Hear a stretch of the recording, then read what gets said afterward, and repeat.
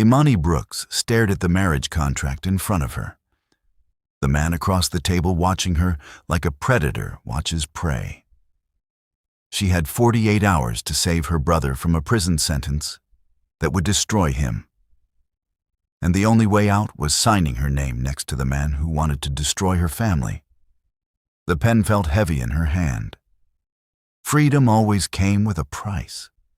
She just never thought the price would be herself. If you want to know how revenge turns into something nobody expected, stay till the end because this gets darker before it gets better. 3 days earlier, Imani had walked into Seoul with nothing but a carry-on bag and a list of names. The city spread out before her like a puzzle she needed to solve. Neon signs mixing with traditional architecture, the smell of street food competing with expensive perfume from passing businesswomen. She had never been to Korea before, never planned to be here. But desperation makes us all travelers. Her brother Marcus sat in a cell back in Chicago, convicted of embezzlement, and he swore he did not commit. The evidence had been too clear, too perfect, like someone had wrapped up a case with a bow. Imani had spent 6 months digging through legal files, chasing shadows, until she found the thread that did not belong. A company name is buried in the prosecution documents: Choi Logistics Group. The same company her parents had done business with 20 years ago, right before they died in what everyone called an unfortunate accident. Imani stopped believing in coincidences around the same time she stopped believing the system would help people like her. She stood outside the Choi building now. Steel and glass rising into the gray Seoul sky, security guards at every entrance. Getting inside would be impossible. Getting access to archived records from 2 decades ago, even more so. But she had not come this far to turn back. "You look lost," a voice said behind her in perfect English. Imani turned to find a woman in her 60s, elegant in a way that spoke of old money and older secrets.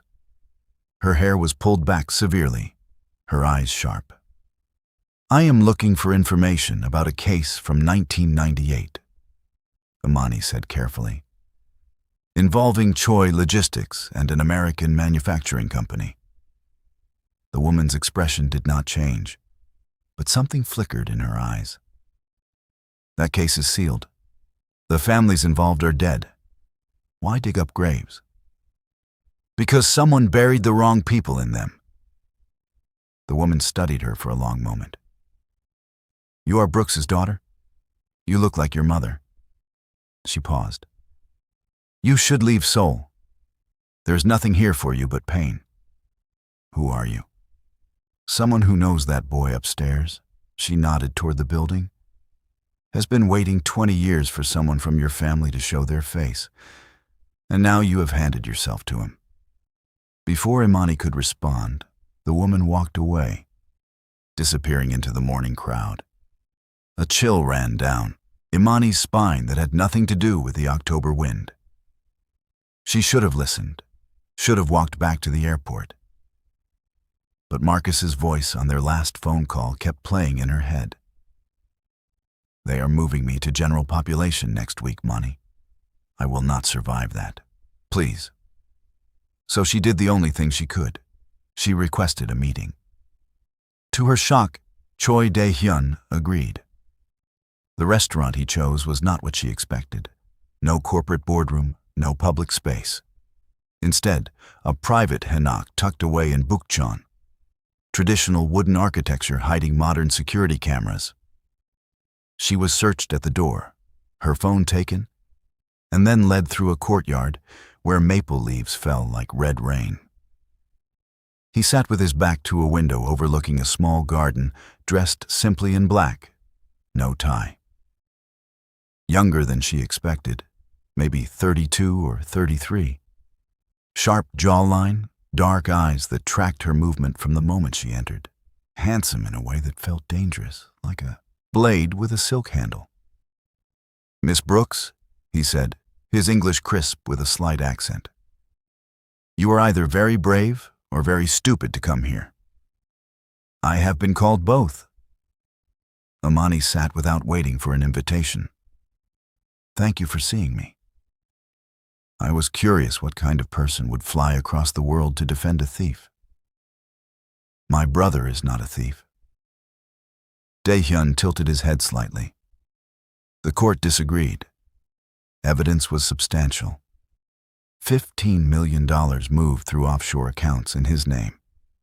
Very thorough work. Too thorough. Someone set him up. And you think my company had something to do with this? His tone was casual, but his eyes were ice. Imani reached into her bag slowly, aware of the security guard who stepped forward. She pulled out a folder, slid it across the table.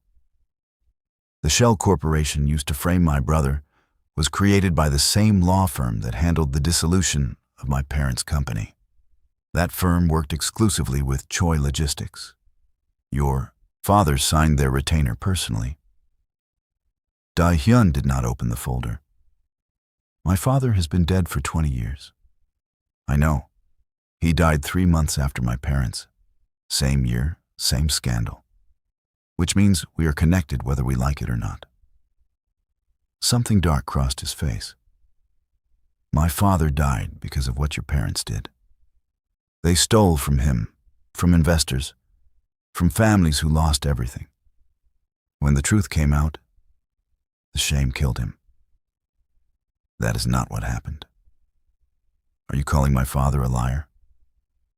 I am saying we were both told a story. I want to know who wrote it. Dae-Hyun leaned back, studying her. The silence stretched, broken only by the sound of water trickling in the garden outside. When he finally spoke, his voice was soft, and somehow that made it more frightening. You have courage. I will give you that. Walking into my city, into my restaurant, accusing my family of conspiracy. He paused. Most people with your last name would have more sense. Sense does not save innocent people. Neither does recklessness. He stood, buttoning his jacket. This meeting is over, Miss Brooks. Go home. There is nothing for you here. Panic flared in Imani's chest. This was her only chance. I need access to the archived documents from the original case, the ones sealed by the court. You have them. I do. I will pay whatever you want. You could not afford my price. He walked past her toward the door. Imani stood, her voice sharp. Then what do you want? Name it. Anything. Dae-Hyun stopped, turned. The look on his face made her stomach drop. Anything? She swallowed hard. To save my brother, yes. He walked back slowly, each step deliberate. Stopped close enough that she had to tilt her head back to maintain eye contact. You do not know what you are offering. I know exactly what I'm offering. A deal? Business? You Koreans understand that, right? His jaw tightened at the slight provocation. Good. Angry people make angry mistakes. But Dae-Hyun did not look angry. He looked calculating. You want access to sealed records that could potentially exonerate your brother and implicate others in a decades-old fraud case. That kind of information could destroy companies, reputations, and lives. He paused. What could you possibly offer me that would be worth that risk? What do you want? He smiled, and it was not a kind expression. Marry me? The world tilted. Imani actually laughed, the sound sharp in the quiet room. You are insane. You said anything. I meant money, information, a percentage of whatever we recover. I have money, I have information. What I do not have, he stepped closer, his voice dropping, is a way to permanently ensure that the Brooks family legacy ends exactly the way it should, buried and forgotten. Understanding hit her like cold water. You want to humiliate me? I want justice. Your family took everything from mine. A marriage, public and binding. between a Choi and a Brooks that ends with you having nothing again seems poetic. You are talking about revenge. I am talking about balance. He pulled out his phone and showed her a photo. A marriage certificate, already prepared, is missing only their signatures. Marry me. Play the role of devoted wife. Give me 6 months. In return, you get full access to every document in my possession related to the original case. Enough to free your brother and maybe even reclaim some of what your uncle took from you. Imani's mind raced. This was insane. Marriage was not a business transaction. It was not something you did for access to files. But Marcus had 5 days before the transfer. 5 days before, he was swallowed by a system that did not care about truth. And after 6 months, divorce. Clean, quiet. You go back to America with whatever you have found. I keep my company, my reputation intact. Everyone wins. Except I have to pretend to be married to someone who hates me. Dae-Hyun's expression did not change. I have had to do worse things for lesser reasons. You will survive. She should say no. Should walk out. Should find another way. But there was no other way, and they both knew it. How do I know you will keep your word? You do not. But right now, I am the only option you have. He set the phone on the table between them. 48 hours, Miss Brooks. After that, the offer expires, and you become just another American who could not save her family. He left her standing there, the marriage certificate on the screen like a taunt. Imani spent the next 2 days investigating Choi Dae-Hyun. What she found did not comfort her. He had taken over Choi Logistics at 25 when the board tried to force him out. Too young and too angry, they said. Within 3 years, he had doubled their revenue and tripled their reach. Ruthless in business, private in his personal life, connected to people who operated in shadows. Rumors suggested ties to organized crime, nothing proven, everything whispered. The kind of man who kept promises because his word was the only thing more dangerous than his anger. She called Marcus from a borrowed phone, could not risk her own line being traced. Mani? His voice sounded hollow. Where are you? Seoul. I found something, but I need more time. They are moving me tomorrow. Not next week, tomorrow. Someone expedited the transfer. Fear cracked through his usually steady tone. I heard the guards talking. They are putting me in a block with people who already have bets on how long I last. Imani closed her eyes. I am going to fix this. How? You have been gone for 3 days, and nothing has changed. Trust me, Marcus. Please, just a little longer. I do not have longer. A pause. Maybe you should just let it go. Come home. At least one of us should have a life. Do not talk like that. I love you, Mani. Tell Mom and Dad I tried. The line went dead. Imani sat in her tiny hotel room, hands shaking. 48 hours had become 24, had become now or never. She looked at the business card Dae-Hyun had left with her. A single phone number, no name. She dialed. He answered on the first ring. I was beginning to think you would not call. Where do I sign? Which brought her here, to this office that smelled like leather and ambition. A contract in front of her that would legally bind her to a man who saw her as an enemy.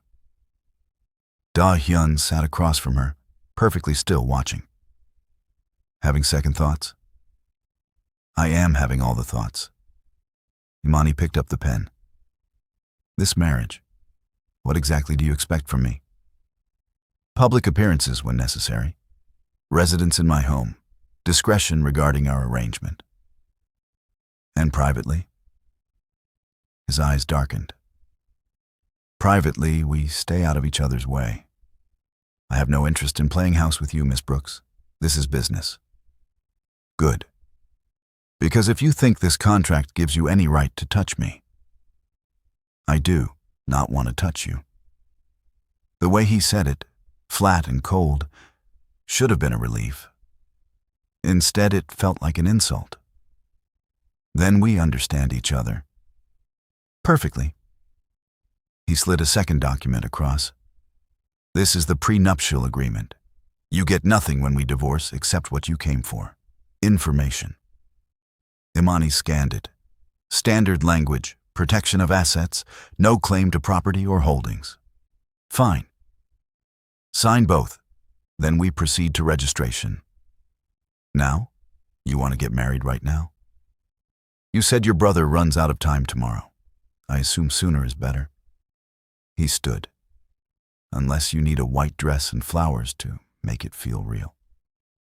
I need it to be legal enough to hold up in court when I use those files. It will be legal. I keep my promises, Miss Brooks, even the ones that taste bitter. She signed her name on both documents, each stroke of the pen feeling like a door closing. Dae-Hyun signed after her, his handwriting sharp and precise. Then he made a phone call, in rapid Korean, too fast for her limited understanding.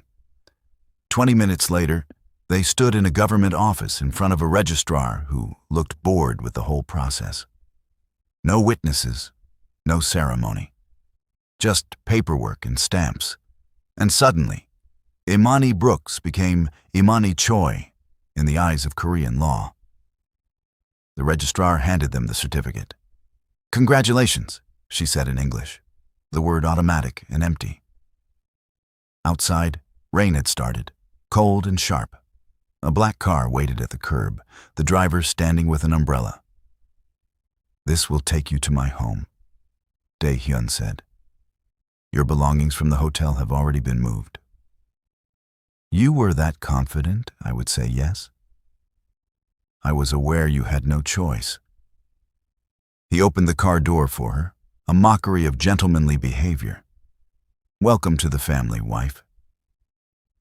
The word sounded wrong in his mouth.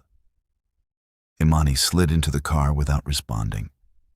As they pulled away from the curb, she watched him through the rain-streaked window, standing alone, on the sidewalk, already on his phone with someone else. Moving to the next piece of business. She had just married a stranger who hated her, bound herself legally to someone who saw her as a problem to be solved. The car drove through Seoul's evening traffic, past couples sharing umbrellas and families heading home to warm apartments. Normal people living normal lives. Imani pressed her forehead against the cool glass. What had she done? Want to see how wrong this marriage goes? Keep watching because Dae-Hyun's home hides more than just old files. The house was in Seongbuk-dong, one of Seoul's old money neighborhoods where walls were high and privacy was currency. Traditional gates opened to reveal something that straddled two worlds, a hanok renovated with modern sensibility. Wood and stone, paper screens and heated floors, but also security systems and cameras at every angle. The driver opened her door. An older woman waited at the entrance, her expression neutral. "This is Mrs. Shin," the driver said in careful English. "She manages the household." Mrs. Shin bowed slightly. "Welcome, ma'am. Please follow me." The interior was beautiful in a cold way. Minimal furniture, clean lines, nothing personal. It felt like a museum, not a home. Mrs. Shin led her through the corridors to a bedroom that faced a private courtyard. "Master Choi's room is in the east wing," Mrs. Shin said. "You will not be disturbed here. Dinner is at 8 if you wish to join. Otherwise, I can bring something to your room." "Where is he now?" "Mr. Choi works late most evenings. He will return when he returns." So this was her life now. Separate wings, separate lives, bound by a contract and mutual distrust. "The documents he promised me," Imani said. "The files from the old case. Where are they?" Mrs. Shin's expression flickered. something like pity crossing her features. Mr. Choi keeps his study locked. I imagine he will grant you access when he feels appropriate. That was the deal. I do not involve myself in Mr. Choi's business, ma'am. I suggest you discuss it with him directly. She bowed again. I will leave you to settle in. Alone, Imani explored the room. Someone had unpacked her things, hung up her few clothes in a closet that could hold 50 more. Her laptop sat on a desk by the window. She opened it, tried to connect to the Wi-Fi, password protected. Of course, she tried her phone. Same issue. A knock at the door made her turn. Mrs. Shin entered with a tray. I thought you might want tea. The evening has been stressful. I need the Wi-Fi password. You will have to ask Mr. Choi for that as well. Security measures. Mrs. Shin set down the tray. May I speak plainly, ma'am? Imani nodded. I have worked for the Choi family for 30 years. I knew his parents before they died. I watched that boy become the man he is today. She poured tea with steady hands. Whatever you think you are doing here, whatever deal you made, be careful. Dae-Hyun is not cruel, but he is absolute. When he decides something, heaven and earth do not move him. He married me to humiliate my family. He married you because he has been angry for 20 years, and anger needs somewhere to go. But anger is not the only thing inside him. Mrs. Shin met her eyes. Do not mistake his coldness for simplicity. That man is complicated in ways that have destroyed simpler women than you. I am not trying to understand him. I just need to survive 6 months. 6 months in a cage with a wounded animal. I hope you are stronger than you look. Mrs. Shin moved toward the door. The tea will help you sleep. Tomorrow will be difficult. The media will find out about the marriage soon, and they will have questions. She left Imani alone with those ominous words. Sleep did not come easily. Imani lay in a bed that smelled like expensive detergent and unfamiliarity, listening to the sounds of a house settling around her. Somewhere after midnight, she heard a door open and close, footsteps in the hallway, measured and quiet. Dae-Hyun, coming home. She held her breath, waiting to see if he would stop at her door. The footsteps paused, just for a moment, outside her room, then continued, fading into the east wing. Imani exhaled slowly. This was her life now, waiting for a man who hated her to decide when to keep his promise. Trapped in a beautiful house that felt like a trap. She got up, paced to the window. The courtyard below was lit by subtle pathway lights, rain still falling in sheets. Movement caught her eye. Dae-Hyun stood in the courtyard, no umbrella, letting the rain soak through his clothes. Just standing there like he was trying to wash something away. Even from here, she could see the tension in his shoulders, the way he tilted his face up to the sky like he was asking questions only the night could answer. Then he looked up, directly at her window. Their eyes met across the darkness and distance. Neither moved. The moment stretched, loaded with something Imani could not name. Then Dae-Hyun turned and walked back inside, leaving wet footprints on stone. Imani stepped back from the window, heart racing for no reason she could justify. This was going to be a very long 6 months. Morning came with Mrs. Shin knocking softly. Mr. Choi requests your presence for breakfast. Requests. Sure. Imani dressed carefully, choosing a simple black dress that said professional, not intimidated. She found Dae-Hyun in a dining room that overlooked the back garden, traditional Korean breakfast laid out, American coffee sitting beside it. You drink coffee, he said without looking up from his tablet. 3 sugars, no cream. I had Mrs. Shin prepare it. The fact that he knew her coffee order felt invasive. You had me investigated. Of course I did. Sit. Imani sat across from him, the table wide enough to fit 6 people comfortably. He finally looked up, his gaze sweeping over her in assessment. We have a problem, he said. Just one. His mouth twitched, which might have been amusement. The marriage certificate was filed this morning. By tonight, every news outlet in Seoul will know I married an American woman no one has ever heard of. They will dig into your background, your family, your reason for being here. And the story cannot be that I married you for revenge. That makes me look weak and emotional. Bad for business. He set down his tablet. So we need a better narrative. What do you suggest? Love at first sight? No one would believe that. The casual dismissal stung more than it should. Then what? We met during a business consultation. Your expertise in international law impressed me. A whirlwind romance, private wedding, very modern. His tone was flat, reciting facts.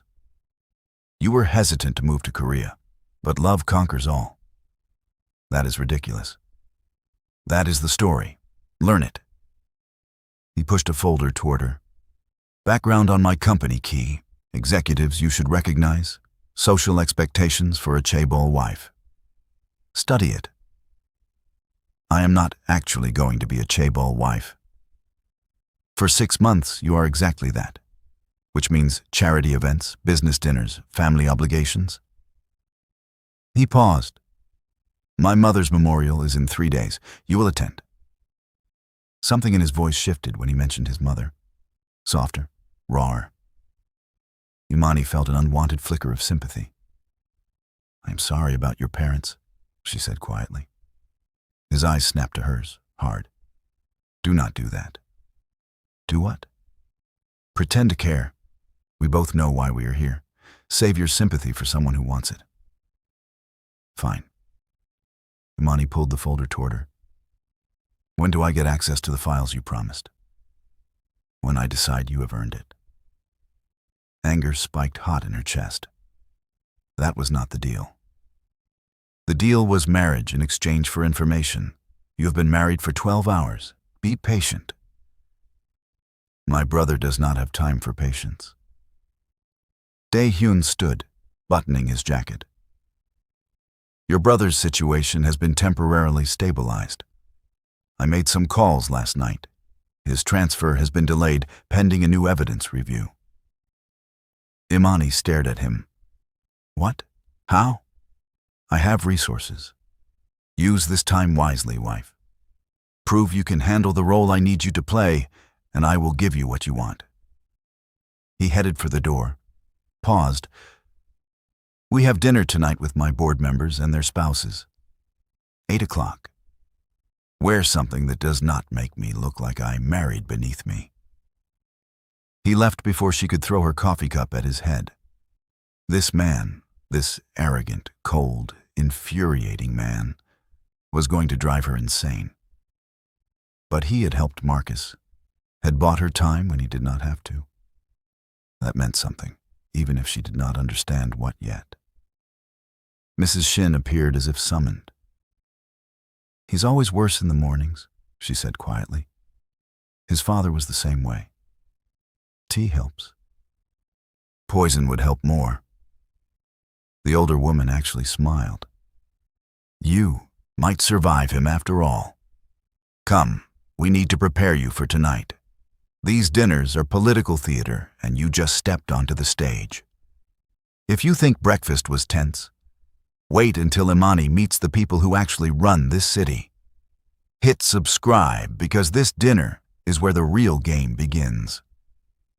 The restaurant for dinner was exclusive, the kind of place where reservations were made months in advance and menus had no prices. Imani had been dressed by a stylist, Mrs. Shin called, her hair done, makeup applied with precision. She looked like she belonged in this world, even if she felt like an imposter. Dae-Hyun picked her up personally, driving a car that was elegant but not showy. He said nothing about her appearance, just held the door open and waited. "Remember," he said as they drove, "you are intelligent but not threatening, charming but not attention-seeking. You adore your husband but do not fawn." "Any other instructions? Should I juggle? Perform tricks?" "Save the sarcasm for when we are alone. These people will eat you alive if they sense weakness. I have been dealing with people who underestimate me my whole life. I will manage." He glanced at her, something almost like approval in his eyes. "Good. Because the man we are meeting tonight, Director Kim, is the one who pushed hardest to remove me from the company when my father died. He has been waiting for me to fail ever since." "Why invite him to dinner then?" "Keep your enemies close and your board members closer. He controls 40% of our stock through proxies. I need him compliant, not rebellious." Dae-Hyun pulled into the restaurant's private entrance. "Tonight, you are my secret weapon." An unexpected move he could not have planned for. How romantic. I am a chess piece. We are all chess pieces, Imani. The question is whether you are a pawn or a queen. He used her first name for the first time. It sounded strange in his voice, intimate in a way that made her stomach flip. Inside, they were led to a private room where 4 couples waited.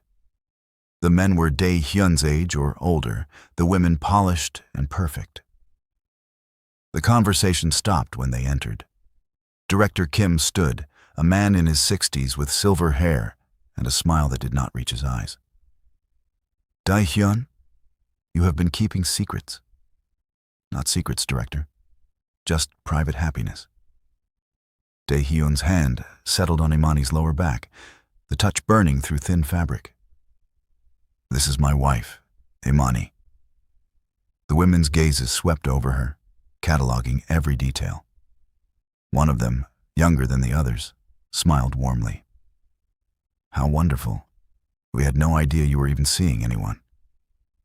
"It happened quickly," Imani said, using the script they had prepared. "Sometimes you just know." "And you are American?" Director Kim asked. "How did you two meet?" Dae-Hyun answered smoothly. Imani consulted on an international contract negotiation. Her understanding of cross-border law was impressive. Everything else followed naturally. They sat, sak poured, food ordered. The conversation flowed around business and politics, the wives mostly silent except for pleasantries. Imani felt their curiosity like a weight, questions they wanted to ask, but could not in front of their husbands. "Your Korean is very good," one of the men said to her in Korean, testing. "Thank you," Imani replied in the same language, grateful for the crash course Mrs. Shin had given her. "I am still learning, but Dae-Hyun is patient with me." Dae-Hyun's hand found hers under the table, squeezed once. Warning or approval, she could not tell. Director Kim leaned back, studying them. "Marriage is a serious commitment, especially for someone in your position, Dae-Hyun. It affects the company's image and investor confidence. I am surprised you did not consult the board." "I did not realize I needed permission to live my life, Director." The temperature in the room dropped several degrees. The other executives shifted, uncomfortably. "Of course not," Kim said smoothly. "But transparency helps avoid misunderstandings. For instance, some might wonder if this sudden marriage is related to the Brooks case from '98. Imani's blood turned to ice. Dae-Hyun's expression did not change. "Ancient history," he said, "resolved and buried. Yet your new wife shares a surname with the family at the center of that scandal. Surely it's just a coincidence." So this was the real dinner. Not welcome, but interrogation. Before Dae-Hyun could respond, Imani spoke. My parents were involved in that case, Director Kim. They died because of it, actually. Lost everything. She met his gaze steadily. When Dae-Hyun and I discovered our family's shared tragedy, it created a bond. We both understand loss. It brought us together rather than driving us apart. The answer was perfect, turning potential scandal into romance. She felt Dae-Hyun's surprise in the way his hand tightened on hers. Kim smiled, but his eyes stayed cold. How poetic. Healing old wounds through new love. Something like that, Dae-Hyun said. Now, should we discuss the actual reason for this dinner? The expansion into Southeast Asian markets? Business talk resumed. The moment passed. But Imani felt Kim's attention on her throughout the meal. Calculating, suspicious. This man was dangerous, and he knew something was not right about this marriage. When dinner finally ended and they were back in the car, Dae-Hyun drove in silence for several blocks before speaking. That was well done. The part where I improvised because your director Kim clearly knows more than you thought? He is fishing, trying to find leverage. Dae-Hyun's jaw tightened. I should have warned you he would bring up your family. Why didn't you? I did not think he would be bold enough to do it at the first meeting. He glanced at her. You handled it better than I expected. The answer about shared tragedy, that was smart. I am not just a prop, Dae-Hyun. If I am going to play this role, I need all the information. Who knows about our deal? No one. Then how did Kim connect me to the Brooks case so quickly? Dae-Hyun's expression darkened. That is the question I intend to answer. They pulled up to the house, but instead of going inside, Dae-Hyun sat with the engine running. Rain had started again, drops sliding down the windshield in hypnotic patterns. My father trusted Kim, he said quietly. Brought him into the company, made him director of operations. After my parents died, Kim was the first one to suggest I was too young, too inexperienced. He tried to install himself as acting CEO. But you fought him. I destroyed him, publicly, thoroughly. He stayed on the board because removing him would have cost more than keeping him close. Dae-Hyun turned to look at her. If Kim is digging into our marriage, into you, it means he thinks he has found a weakness. We need to be more convincing. We were convincing tonight. We were adequate. But these people know me, know I do not do anything without calculation. A marriage this sudden, to someone with your background, it raises questions. He paused. We need to give them a reason to believe this is real. How do you suggest we do that? His gaze dropped to her mouth just for a second, before returning to her eyes. We make them see what they expect to see. A man who wants his wife. A wife who wants him back. Heat flooded through Imani's body, unexpected and unwelcome. We agreed no touching. I said I had no interest in touching you. I did not say I would not do it if necessary. His voice was low, dangerous. This is a performance, Imani. If you cannot handle that, this arrangement ends now and you lose everything you came for. She should be angry. Should tell him exactly where he could put his performance. But Marcus's face flashed in her mind, and the files she still had not seen, and the truth buried somewhere in Dae-Hyun's locked study. Fine, she said. We will be more convincing. But there are rules. Such as, nothing happens in private that is not agreed to in advance. Public appearances only. And you tell me the truth about Director Kim and what he really knows about our families. Dae-Hyun considered this. Agreed. On one condition. What? You stop looking at me like I am the enemy. These people are predators. They smell fear and doubt. When we are in public, I need you to look at me like you chose this, like you want to be here. That is asking a lot. You are the one who said you could handle people underestimating you. Prove it. Challenge sparked in his eyes. Imani leaned closer, near enough to see the rain reflected in his dark irises. You want me to look at you like I want you? Her voice dropped, sultry and deliberate. Like I married you because I cannot resist you? His breath caught, barely noticeable. Something like that. Then you better be convincing, too, husband. Because if I am selling this fantasy, you need to look like a man who would burn the world down to keep me. She pulled back, opened the car door. Think you can manage that? She walked toward the house without waiting for an answer, heart pounding. Behind her, she heard Dae-Hyun get out of the car, his footsteps following at a measured pace. This was a game now, a dangerous one, and Imani had just raised the stakes. Inside, she headed for her room, but his voice stopped her. Imani. She turned. He stood at the entrance to the east wing, jacket off, tie loosened, looking more human than he had all day. Tomorrow morning, come to my study. I will give you the first set of files. He paused. You kept your end of the bargain tonight. I will keep mine. Before she could respond, he disappeared into his wing, leaving her alone in the hallway. Imani went to her room, closed the door, and leaned against it. Her hands were shaking, adrenaline and something else coursing through her. This was supposed to be simple. 6 months of pretending, get the files, save Marcus, go home. But nothing about Choi Dae-Hyun was simple. And the way he had looked at her in the car, like maybe she was not just a pawn after all, that complicated everything.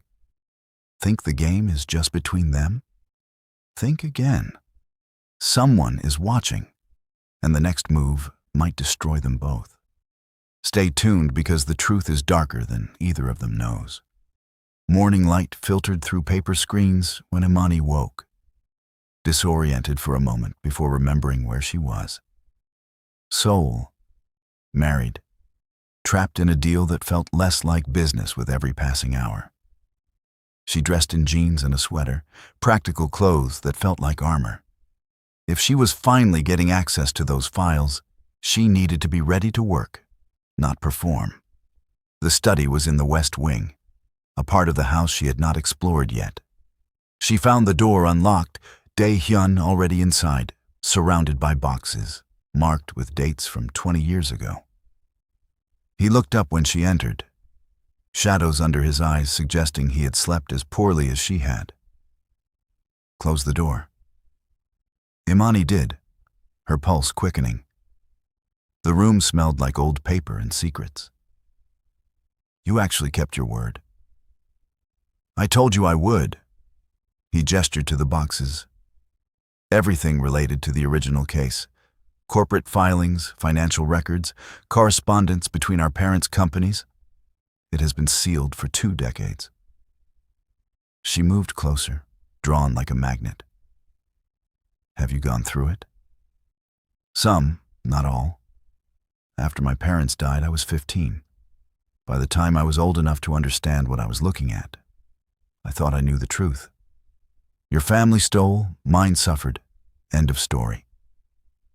He pulled out a folder, handed it to her. But last night I started reading again with fresh eyes. There are inconsistencies. Imani opened the folder. Financial statements from her father's company, highlighted sections showing fund transfers.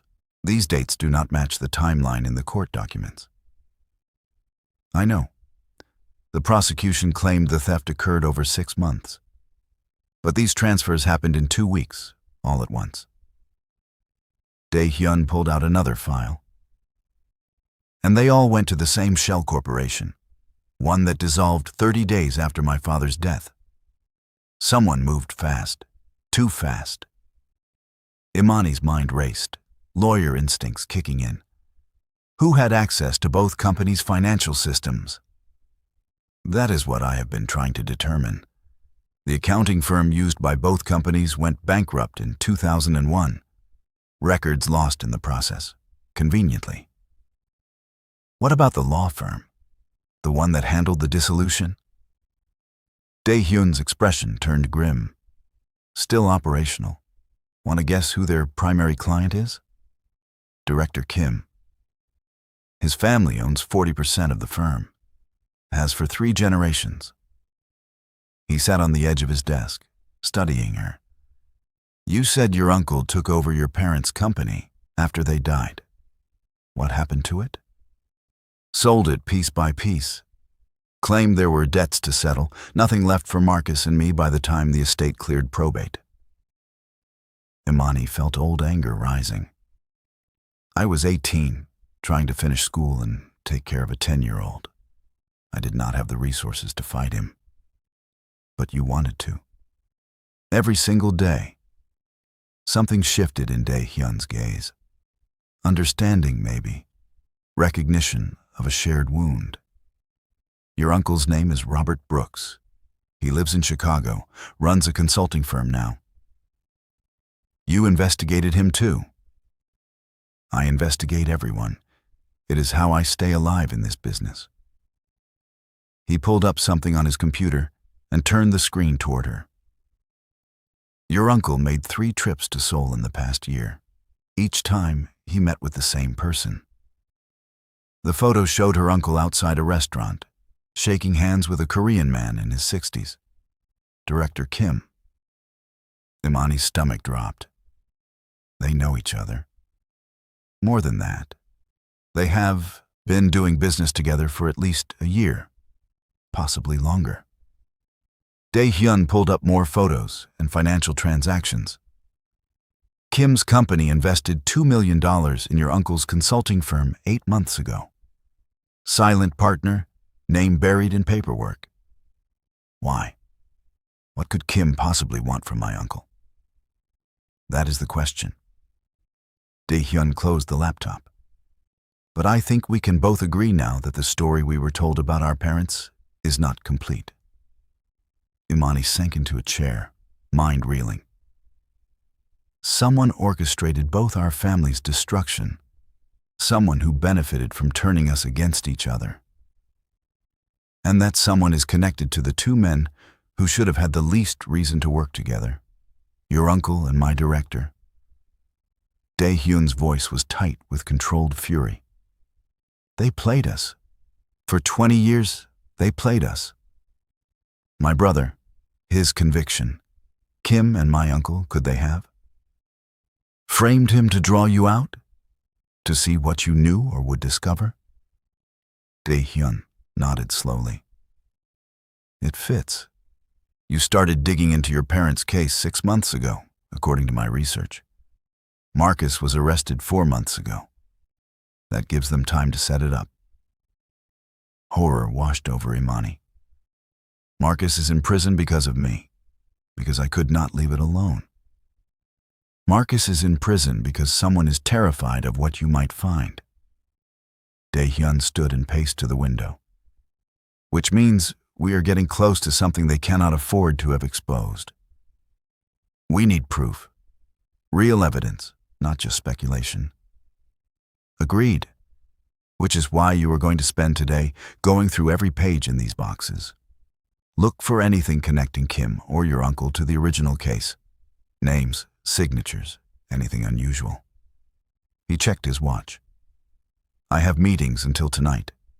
Mrs. Shin will bring you food. Do not leave this room. Do not photograph anything. Do not call anyone. You do not trust me. I do not trust anyone.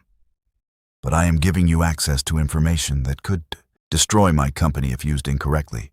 So maybe I trust you more than I should. He moved toward the door, paused. The memorial for my mother is tomorrow. We will need to leave by 9. Dae-Hyun. He turned. Thank you. For helping Marcus. For this. She gestured at the boxes. His expression was unreadable. "Do not thank me yet. We do not know what we are going to find in there. It might make things worse before they get better." He left her alone with 20 years of secrets. Imani worked through the morning and into afternoon, building piles of documents organized by date, company, and person. The story that emerged was uglier than she expected. Her parents and Dae-Hyun's parents had not just been business partners. They had been friends, real ones. Photos tucked into files showed them at dinners, company events. Her mother laughing at something Dae-Hyun's father said. There was even a picture of a young Dae-Hyun, maybe 5 years old, sitting on her father's shoulders. They had known each other. Their families had been connected, which made the betrayal narrative even more painful. These were not strangers who had stolen from each other. These were people who had trusted, who had built something together, until it all collapsed. The financial records showed a company on the rise. Joint ventures between Brooks Manufacturing and Choi Logistics were profitable and expanding. Then, in a span of 2 weeks, everything changed. Money started moving, accounts were drained, and both companies began to spiral. The prosecution had claimed her father orchestrated it, that he had been embezzling for months, and Dae-Hyun's father discovered it, confronting him before going to authorities. But these records told a different story. The money moved too quickly, through too many accounts, using authorization codes that required access both men should not have had to each other's systems. It was not a slow embezzlement. It was a fast, brutal gutting designed to destroy both companies simultaneously. Imani found a letter, handwritten, from Dae-Hyun's father to hers, dated 1 week before the scandal broke. "James, someone is accessing our joint accounts. I have traced unauthorized transfers totaling $3 million so far. We need to meet immediately. I think we have been compromised. Trust no one until we understand what is happening. Your friend, Min Jun." Her father's response was clipped to it. "Min Jun, I found the same. My system shows your authorization codes, but I know you did not make these transfers. We are being set up. I am bringing in an outside auditor. Meet me on Tuesday. We will fix this. James." Tuesday never came. By Monday night, both companies had collapsed. Criminal charges were filed, and the media was calling it the biggest corporate fraud case of the decade. Her father died in a car accident on Wednesday. Dae-Hyun's father had a heart attack on Friday. Imani's hands shook as she held the letters. They had known. They had figured it out. And then they both died within days of each other. Not a suicide, not shame. Murder. The door opened. Dae-Hyun stood there, took one look at her face, and crossed the room. "What did you find?" She handed him the letters wordlessly, watched his expression shift as he read, something crumbling behind his careful control. "He did not betray your father," Dae-Hyun said, voice rough. "My father, he tried to stop it. They both did. They knew someone was setting them up." Imani stood, legs unsteady. "Dae-Hyun, I do not think they killed themselves or died from stress. I think someone murdered them." He looked up sharply. "That is a serious accusation. Read the timeline. They discover unauthorized transfers on Thursday. Plan to meet on Tuesday with an outside auditor. By Wednesday, my father is dead in a single car accident on a road he drove every day. Your father dies 2 days later from a heart attack with no prior heart condition at 48 years old. Heart attacks can be induced. There are drugs, methods that leave minimal trace, especially 20 years ago when testing was less sophisticated." Dae-Hyun's face had gone pale. "And car accidents are easy to stage." Who had the most to gain from both of them dying before they could expose the real thief? Kim. He was COO at the time, had access to everything. With my father gone and the company in chaos, he tried to take control. Dae-Hyun's hands clenched into fists. But he did not count on me fighting back. And my uncle stepped in to take over my father's company. 2 family friends, perfectly positioned. Imani felt sick. They worked together, stole from both companies, framed our fathers, then killed them to cover it up. We cannot prove that. Not yet. These letters show our fathers suspected fraud, but not who committed it. Then we find proof. Imani started pulling out more files. There has to be something here. A paper trail, a witness, something they missed. Dae-Hyun caught her hands, stilling her frantic movement. His grip was warm, grounding. We will find it, but not today. You have been in here for 8 hours without stopping. You need food, rest. I need justice. So do I. But we do this smart, not desperate. He still held her hands, seemed to realize it, but did not let go immediately. Our fathers tried to fight this alone, and it got them killed. We do this together, carefully, or we end up the same way. The word together hung between them, meaning more than it should. Imani looked down at their joined hands, his fingers darker against her brown skin, calloused in a way that spoke of work, not just wealth. I spent 20 years hating your family, she said quietly, blaming your father for destroying mine. I spent 20 years doing the same, hating your name, wanting revenge. His thumb brushed across her knuckles, maybe unconscious. We were both wrong. We were both manipulated. Yes. He finally released her hands, stepped back. Which means Kim and your uncle have been watching us for 2 decades, making sure we never looked too close, never questioned the narrative. Until I came to Seoul. Until you came to Seoul and I married you to destroy what was left of your family legacy. His laugh was bitter. Kim must have panicked when he heard, thought I was onto something. Or thought I knew something and you were trying to find out what. Imani rubbed her temples, exhaustion crashing over her. This marriage, it actually put us both in more danger. Probably. But it also gave us a reason to be together, to share information without suspicion. Dae-Hyun moved to the door. Come on. Mrs. Shin made enough food to feed an army, and she gets offended when it goes to waste. They ate in the kitchen, informal and strange. Mrs. Shin fussed over both of them, piling rice and banchan on plates like they were children who needed feeding. It was almost normal, almost comfortable. You look like him, Mrs. Shin said to Dae-Hyun.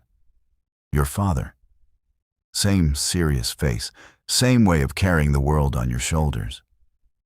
I never knew if that was a compliment or criticism from you, Mrs. Shin. Both. Your father was a good man who forgot to live because he was too busy working. I see you doing the same thing.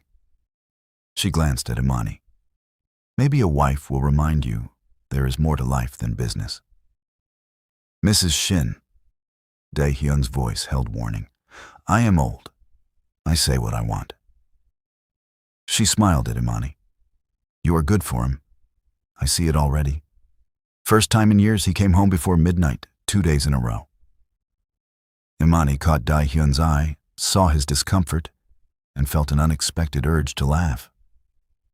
This fearsome businessman, undone by his housekeeper's matchmaking. After dinner, Dae-Hyun walked her back to her wing. The house felt different at night. Shadows deeper, silence heavier. Tomorrow will be difficult, he said when they reached her door. My mother's memorial. Family. We'll be there. People who knew her, knew what happened after my father died. Do you want me there? Really? Or is this another performance? He considered the question seriously. Both. I need you there as my wife for appearance sake. But I also think you should meet my aunt, my father's sister. She never believed the official story. Spent years trying to find proof of conspiracy before giving up. What changed? Why did she stop?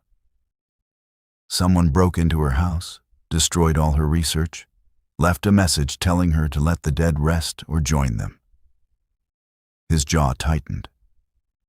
She has not spoken about the case since. But if she sees you, sees us working together, she might be willing to talk. Then I will be there. Not as a performance, as someone who wants the same truth she did. Thank you. He reached out, tucked a strand of hair behind her ear in a gesture so casual and intimate it froze them both. His hand lingered against her cheek. This is strange, is it not? We should hate each other. We did hate each other. Past tense. Imani's voice came out softer than intended. Now I do not know what we are. Allies. Is that all? The question hung dangerously between them. Dae-Hyun's eyes dropped to her mouth, and for a heart-stopping moment, she thought he might kiss her. Wanted him to, which was insane given everything between them.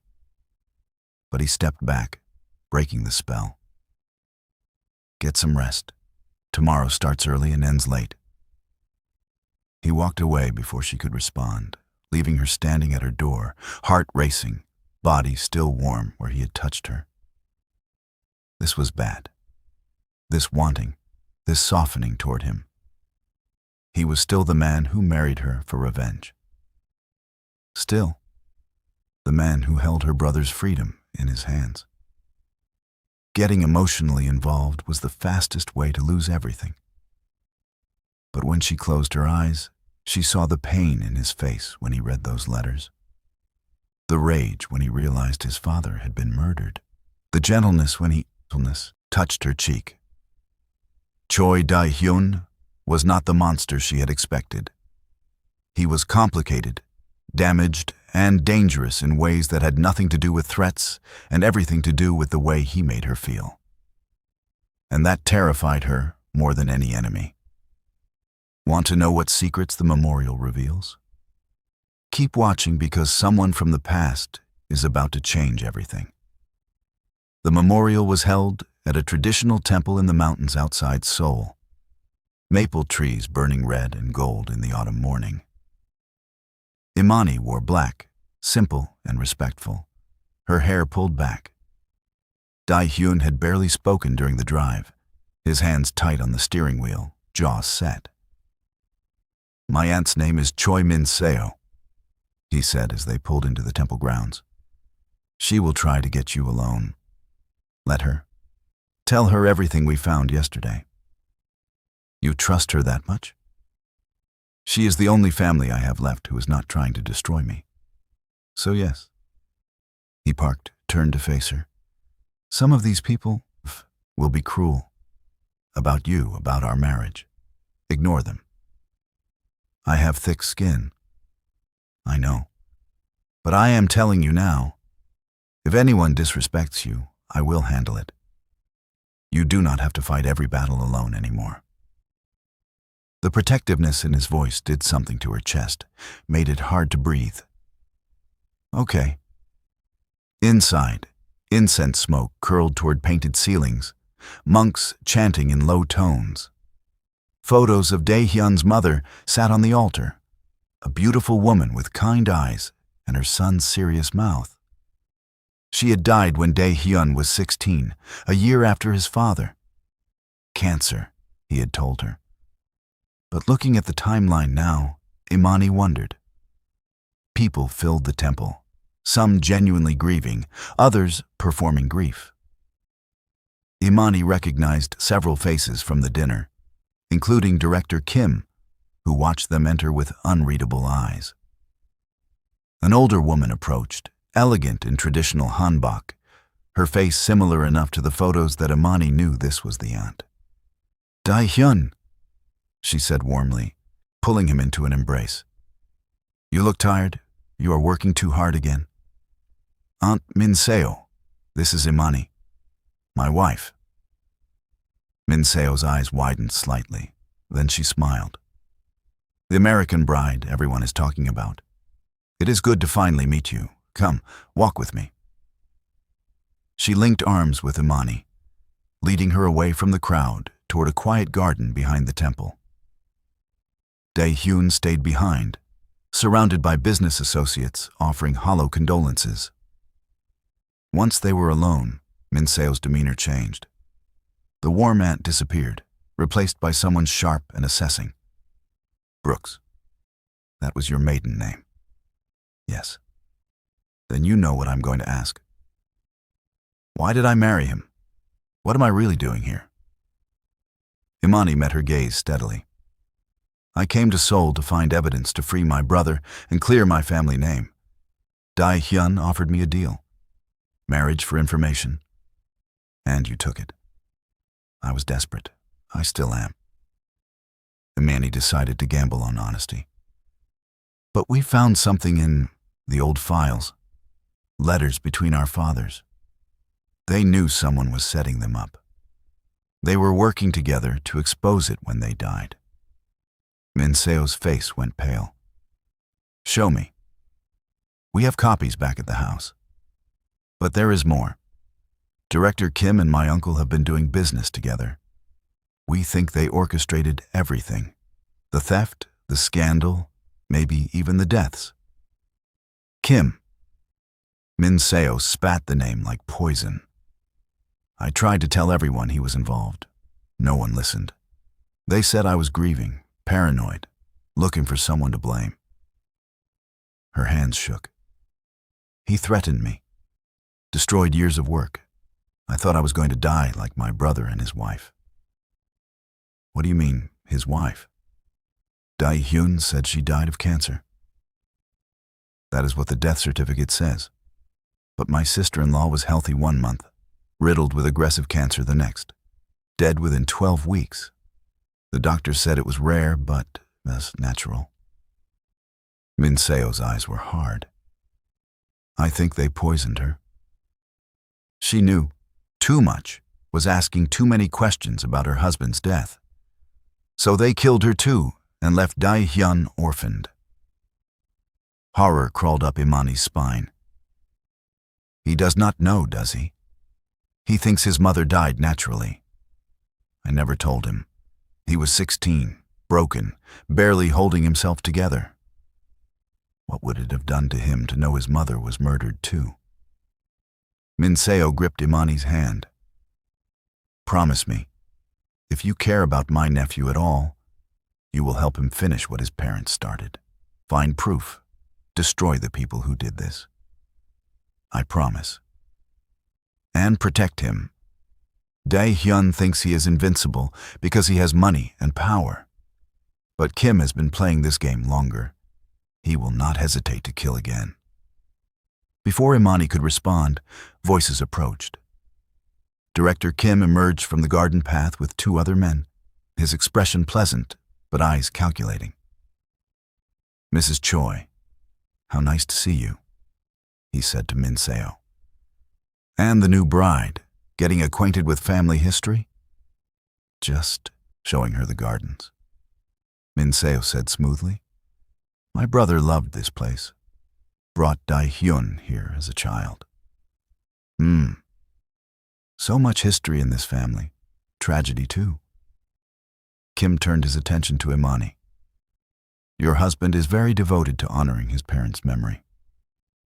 I hope he has told you all about them. He has told me enough. Enough. What an interesting word. Implies there is more to tell. Kim smiled. Marriage should have no secrets. Do you not agree? I agree that everyone has secrets, Director Kim. The question is which ones matter. His smile thinned. Clever. Dae-Hyun chose well. Beauty and brains. The way he said it made her skin crawl. This man had killed Dae-Hyun's parents, she was certain now. stood here at their memorial pretending to mourn while threatening their son's wife. "If you will excuse us," Min Seo said coldly, "we should rejoin the ceremony." She pulled Imani away before Kim could respond. Once inside, she whispered urgently, "Be careful of that man. He is a snake, and snakes strike when you are not looking." The ceremony continued with prayers and offerings. Imani stood beside Dae-Hyun, felt the tension in his body, the grief he kept carefully controlled. When it came time to bow before his mother's photo, his hand found hers, squeezed tight enough to hurt. She squeezed back, a silent message. "You are not alone." After, there was a reception with food and drink and politics disguised as remembrance.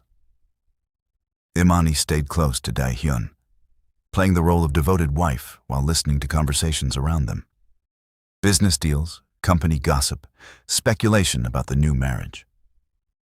One woman, wife of a board member, pulled Imani aside. "You must tell me your secret. How did you catch Seoul's most eligible bachelor? We have been trying to marry him off for years." "No secret. We just understood each other." Understood each other. How romantic. The woman leaned closer, voice dropping. "But between us, you should know there are rumors about why he really married you. Some say it is connected to old business with your family. People always talk, especially when they are jealous."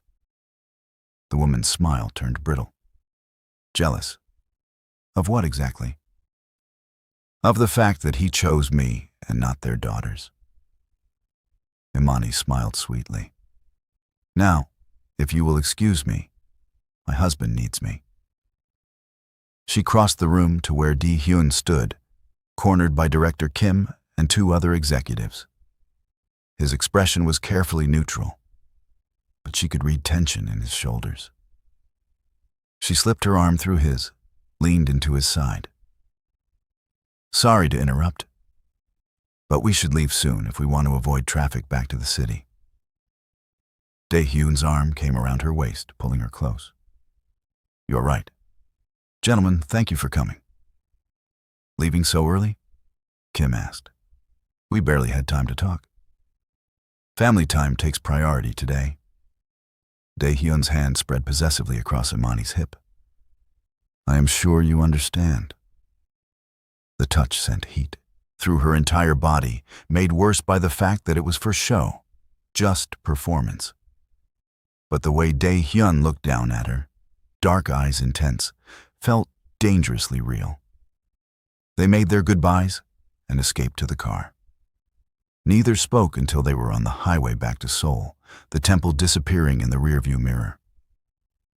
"Thank you," Dae-Hyun said finally, "for being there, for handling Kim and the vultures. Your aunt told me things about your mother." His hands tightened on the wheel. "What things?" Imani hesitated. This would destroy him, but he deserved the truth. "She does not think your mother died naturally. She thinks Kim had her poisoned because she was investigating your father's death." The car swerved slightly before Dae-Hyun regained control. He pulled over to the side of the road, threw the car into park, and just sat there, breathing hard. "Say that again," he said, voice deadly quiet. "Your aunt believes all three of them were murdered. Your father, your mother, my parents, all killed to cover up the theft and keep them from exposing who really did it." Dae-Hyun got out of the car. Imani watched through the windshield as he paced, hands in his hair, the careful control he always maintained finally cracking. She got out, went to him. "Dae-Hyun. He killed her. Kim killed my mother, and I worked with him for 15 years. Sat in meetings, made deals, let him stay on the board." His voice broke. "She died slowly, painfully, and I thought it was just bad luck, just tragedy. You did not know. I should have known. Should have questioned, investigated. He turned to her, and the anguish in his face gutted her. She was all I had left, and he took her from me. Imani did the only thing she could. She pulled him into her arms, held him while he shook with rage and grief. His arms came around her, crushing her against him, face buried in her neck. "We will make him pay," she whispered fiercely. "For all of them. For everything he took from us. I promise you, Dae-Hyun, we will destroy him." He pulled back enough to look at her, his hands framing her face. "Why do you care? This is not your fight anymore. You could take what you know, save your brother, and leave." It became my fight the moment I read those letters. The moment I understood our families were not enemies, they were victims. She covered his hands with hers. And maybe it became my fight when you stopped being the villain in my story. What am I now? The question was soft, vulnerable in a way she had never heard from him. Imani looked at this man who had married her for revenge, who had given her access to truth that was destroying him, who touched her like she was something precious even when he was falling apart. "I do not know yet," she admitted, "but I want to find out." He kissed her. Not for show, not for an audience. Just them on the side of a highway, the world falling apart, finding something solid in each other. His mouth was firm, demanding, tasting like grief and need. Imani kissed him back just as hard, fingers tangling in his hair, pouring every complicated emotion into the connection. When they broke apart, both breathing hard, reality crashed back. "That was not part of the deal," Dae-Hyun said roughly.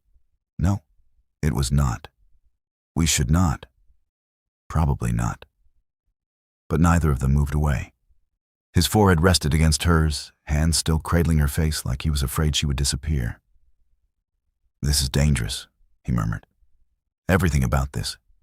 The investigation, Kim, whatever this is between us. I know.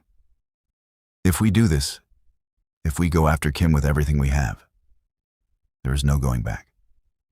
He will come for us with everything he has. Then we hit first, hit hard, and make sure when we are done, he cannot get back up." Imani pulled back to meet his eyes. "But I need to know you are with me, all the way. No more secrets, no more games." "No more secrets," he agreed. "We are in this together, now. Together. That word again, meaning everything." They got back in the car, made the drive to Seoul in charged silence. The city lights glowed in the distance, beautiful and indifferent to the war brewing in its heart. At the house, Mrs. Shin took one look at them and asked no questions, just left dinner warming in the kitchen and disappeared discreetly. Imani and Dae-Hyun ate standing up, neither hungry but needing the normalcy. "We need a plan," Imani said. "Going after Kim without concrete evidence will just put us in danger." "Agreed. We need something undeniable. Financial records, communications, witnesses." Dae-Hyun pulled out his phone. "I have contacts. People who can dig into places I cannot access legally." "How illegal are we talking?" "Does it matter?" She considered. Her whole life had been about following rules, believing in the system. But the system had failed Marcus, had failed their parents, had let a murderer walk free for 20 years. "No," she decided. "It does not matter. Do what you need to do." He made the call, speaking rapid Korean too quickly for her to follow. When he hung up, his expression was grim. "I have someone who can access Kim's private financial records. But it will take a week, maybe more. And it will cost." "How much?" "Money is not the issue. Information is. He wants something on me, insurance, that I will not burn him after he delivers." Dae-Hyun poured them both whiskey, neat. I will have to give him leverage that could destroy my reputation if used incorrectly. Is it worth it? To prove Kim murdered my parents? To save your brother? Yes, it is worth it. He handed her a glass, raised his own. To revenge, justice, and whatever the hell we think we are doing. Imani clinked her glass against his. To finding the truth and making sure the right people pay for it. They drank. The whiskey burned, grounding and real. You should know, Dae-Hyun said quietly. That kiss earlier, I did not do that to manipulate you or because I thought I had to. I know. I did it because I have wanted to since you walked into that restaurant and called me insane to my face. Heat bloomed in her chest, dangerous and intoxicating. That is a terrible reason. Probably. I seem to be making a lot of bad decisions where you are concerned. He stepped closer into her space. Tell me to stop and I will. Tell me this is just business and we can go back to separate wings, separate lives. Imani set down her glass and met his dark eyes. And if I do not want to tell you to stop? His breath caught. Then we are both making bad decisions. Good thing I have always been terrible at playing it safe. This kiss was different from the first. Slower, deeper, full of intention. Dae-Hyun backed her against the counter, his body solid against hers, hands mapping the curve of her waist, the line of her spine. Imani lost herself in sensation, the taste of whiskey on his tongue, the way he said her name against her mouth like a prayer. This was insane, reckless. Everything she had promised herself she would not do. But with his hands in her hair and his heart racing against hers, Imani could not bring herself to care. He broke the kiss, breathing hard, eyes almost black with want. We should stop. Should we? You are in my home because I blackmailed you into marriage. The power dynamic. I am in your home because I chose to be. I signed that contract with full knowledge of what I was doing. She pulled him back down. And right now, I am choosing this, unless you do not want to. Not want to? He laughed, the sound rough. Imani, I have spent 2 weeks trying to convince myself I hate you. It has not worked, not even a little. Good. Because I am tired of pretending this is just business. He kissed her again, deeper, hungrier, lifted her onto the counter, stepped between her legs, and showed her exactly how not business this had become. His mouth moved to her neck, finding the sensitive spot below her ear that made her gasp. Tell me if this is too much. He murmured against her skin. Tell me if you want me to stop. Do not stop. His hand slid under her shirt, warm against her ribs, thumbs brushing just beneath her bra. Imani arched into the touch, wanting more, wanting everything. Somewhere in the house, a door closed. They froze, reality crashing back. Mrs. Shin, still awake, still in the house. Dae-Hyun stepped back, running a hand through his disheveled hair. We should take this somewhere more private. Your room or mine? Does it matter? Not even a little. He pulled her off the counter, led her through the house to the east wing she had never entered. His room was larger than hers, minimalist and masculine, with a view of the private garden. But she barely noticed the details before his mouth was on hers again, hands pulling her shirt over her head. They fell onto his bed, a tangle of limbs and need. He touched her, like he was memorizing every curve, every response, learning what made her sigh and what made her moan. Imani gave as good as she got, mapping the hard planes of his chest, the scars on his ribs that spoke of a life harder than boardrooms suggested. Where did you get these?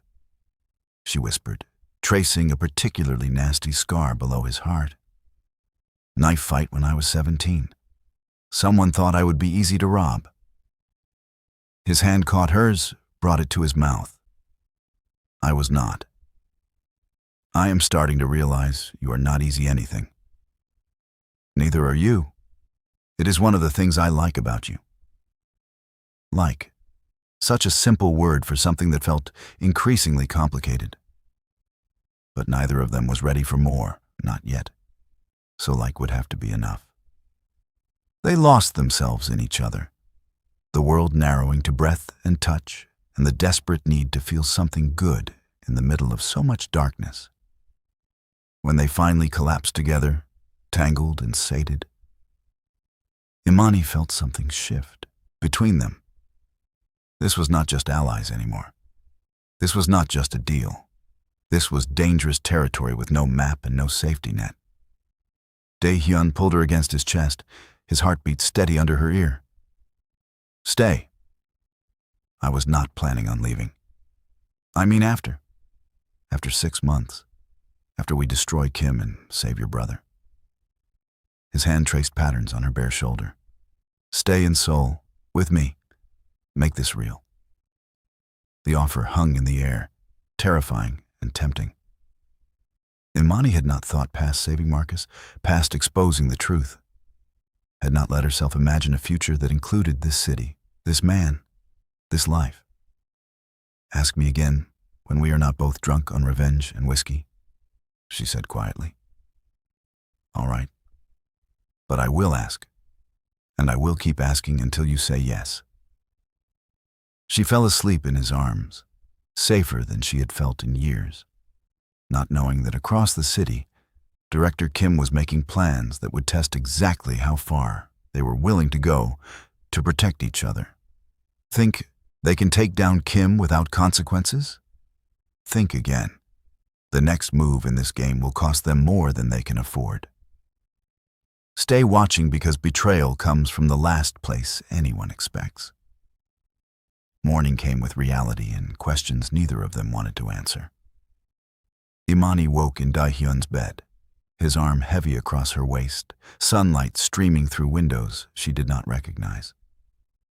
For a moment, she let herself pretend this was normal, waking up beside someone who wanted her there, not because of a contract, but because of choice. Then her phone rang, shattering the illusion.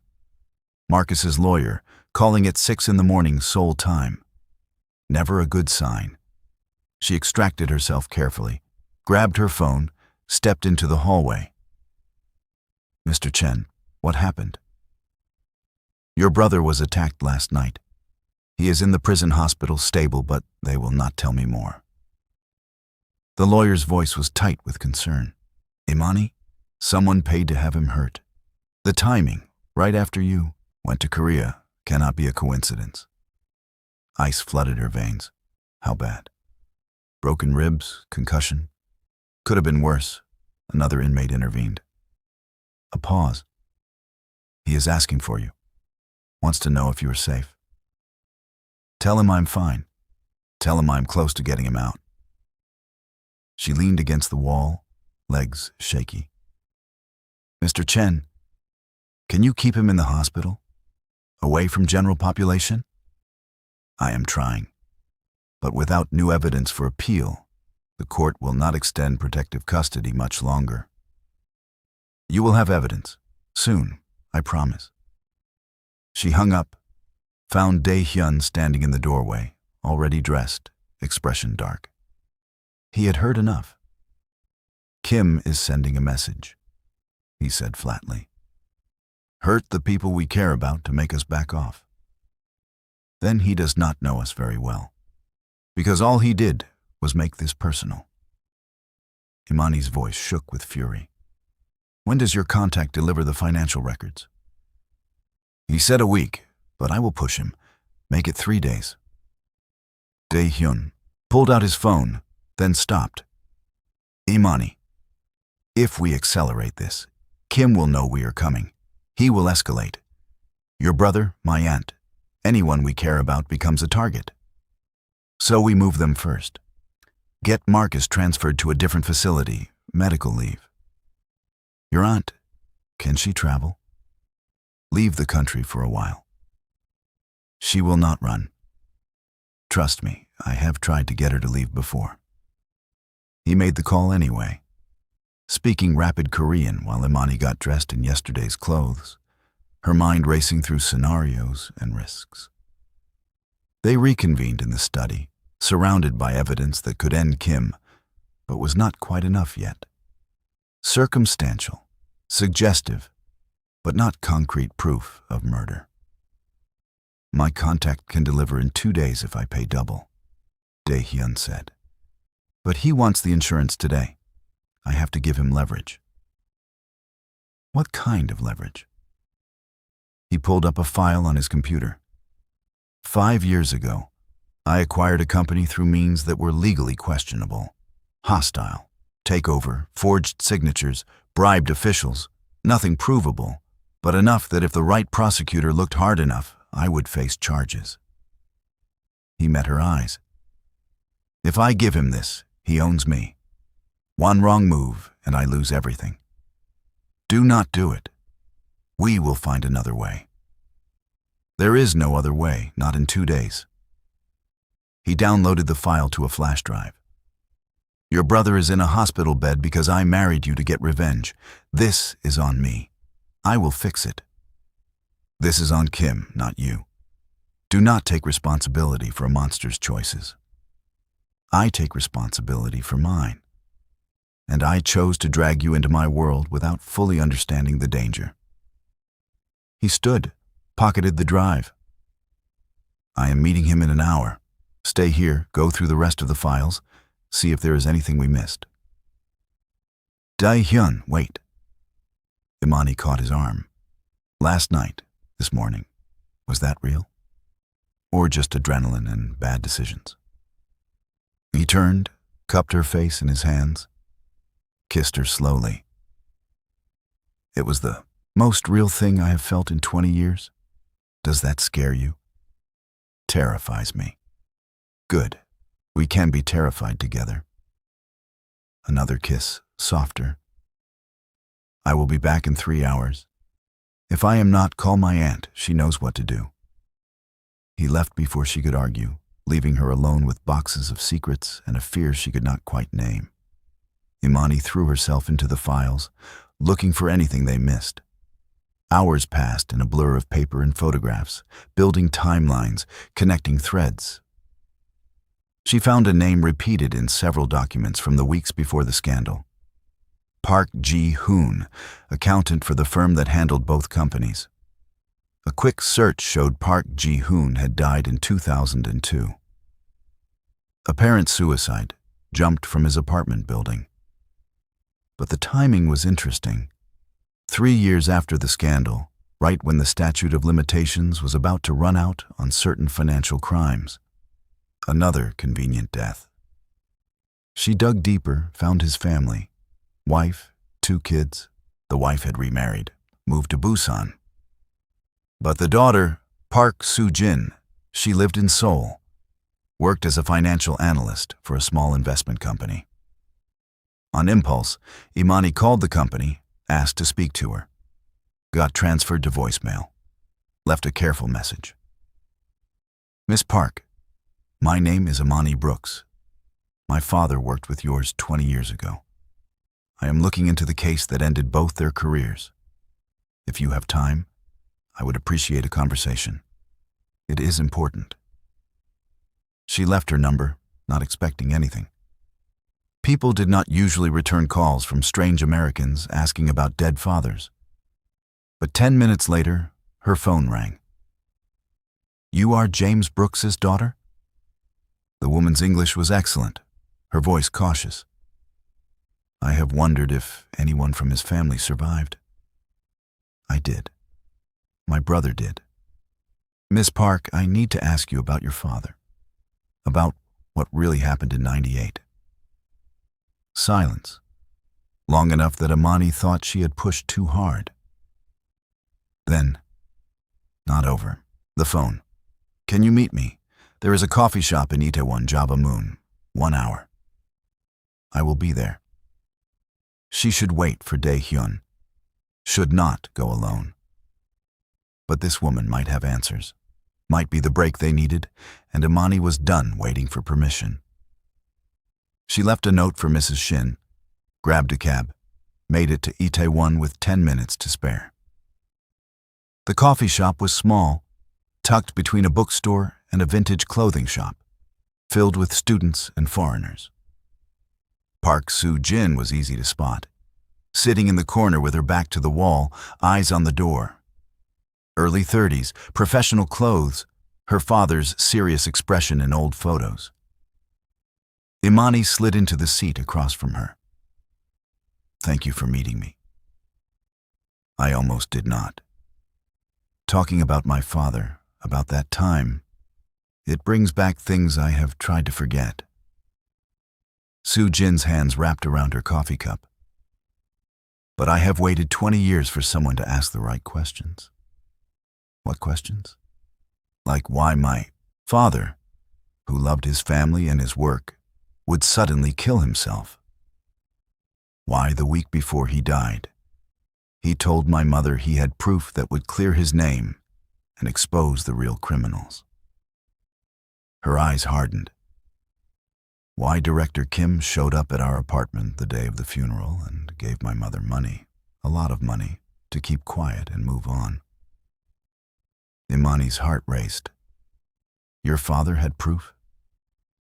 He said he copied files before they destroyed the company records. Financial transactions, emails, and communications between Kim and an American businessman. He was going to turn it over to prosecutors, make a deal. Soo-jin's voice dropped. Then he jumped off a building. At least, that is what the police said. But my father was terrified of heights. Would not even go on our balcony. The idea that he climbed over a roof ledge voluntarily makes no sense. Do you know what happened to the proof he copied?